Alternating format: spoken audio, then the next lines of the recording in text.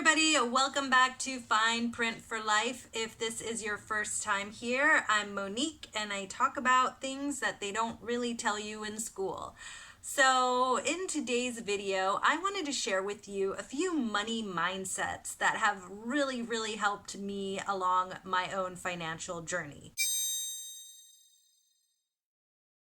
So money mindset number one is always knowing my priority, right? Like having my main focus and goal at the forefront of my mind has really impacted my spending and savings habits.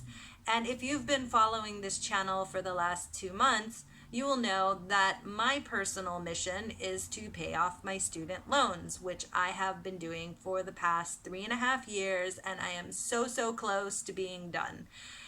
Over the years, having this goal at the forefront of my mind has really impacted how I behave when it comes to money.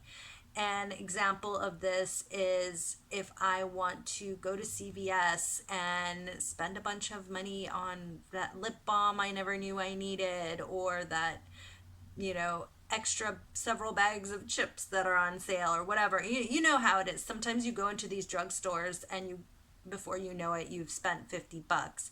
Or likewise, there's a really good coffee shop by my bus stop, and for like a latte and a scone, it's $8.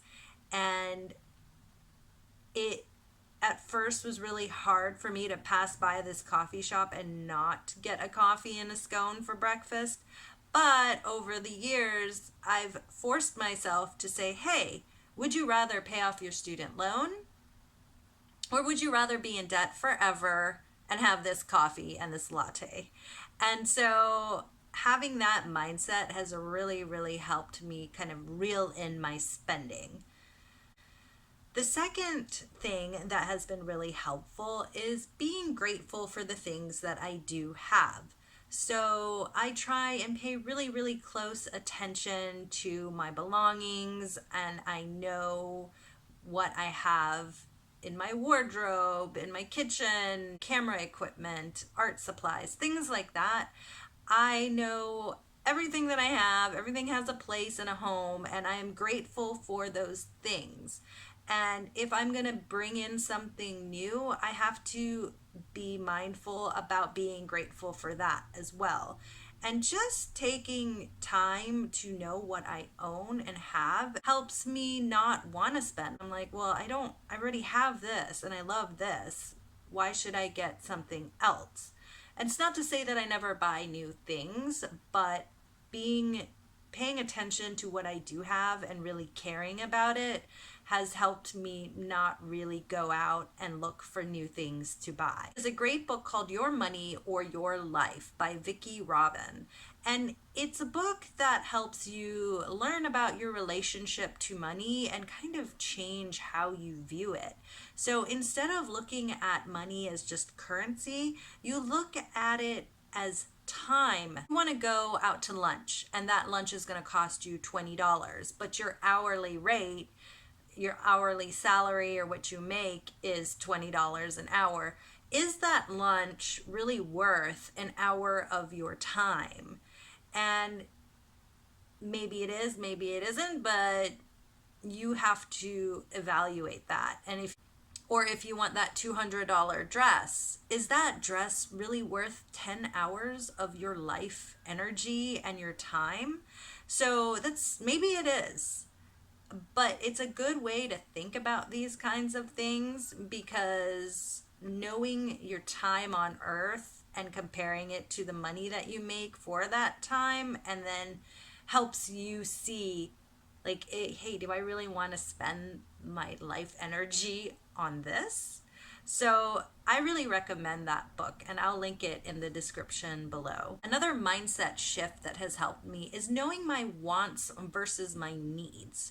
Sometimes if you are really excited about something, or you think something is really going to improve your life, then that line between want and need gets really blurred. An example of my own behavior is back in the day, if I would have started this YouTube channel, I would have been like, well, I really need this new camera and I really need this specific sound system. And yes, I know my sound is a problem.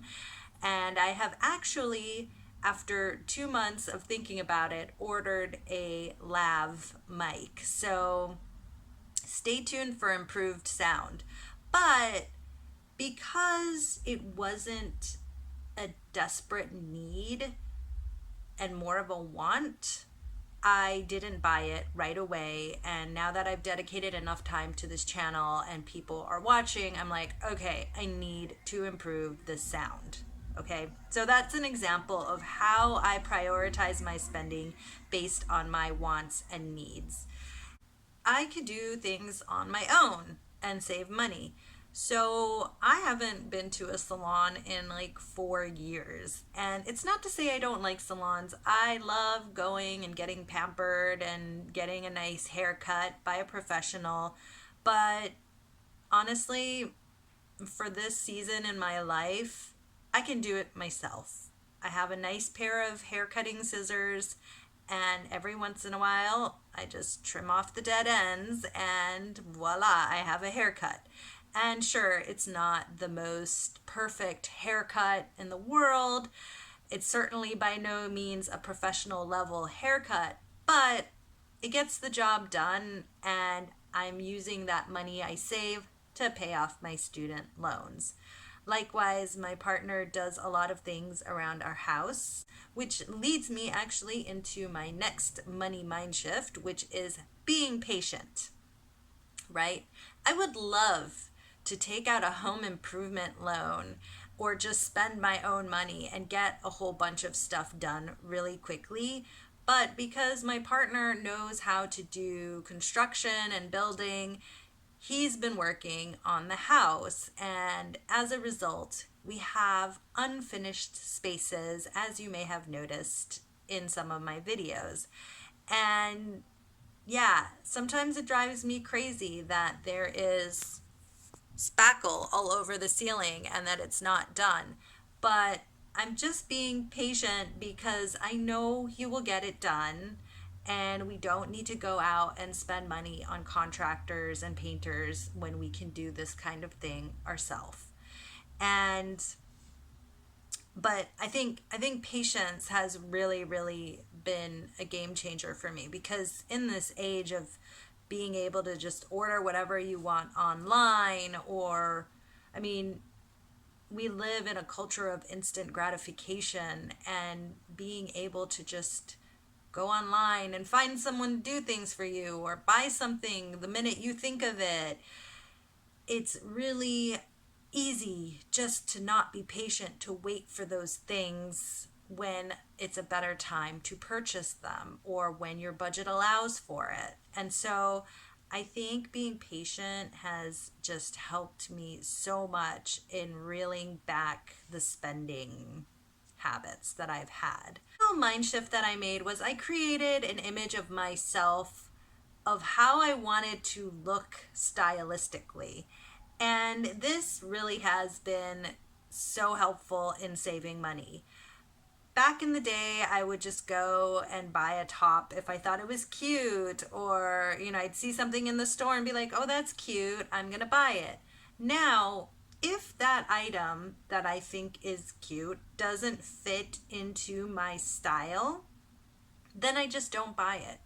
And this has helped to save so much money on impulse spending, and just even helped streamline my closet, because I don't have a ton of stuff. I have maybe this much of hanging clothing and 2 drawers of clothes, and one small cupboard of shoes.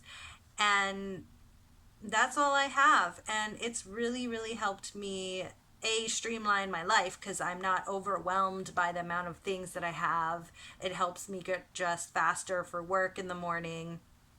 And also, I just don't buy things that don't fit into my look. And yeah, that's been super helpful for me. So that's kind of the broader, big picture mindset of how I save money to reach my financial goals. If you are interested in hearing specific tips and tricks that I use on a day-to-day basis, I would be happy to do a video. Just let me know in the comments below. And if you like this kind of content, please give this video a thumbs up. Thanks so much for watching, and I will see you next week. Bye.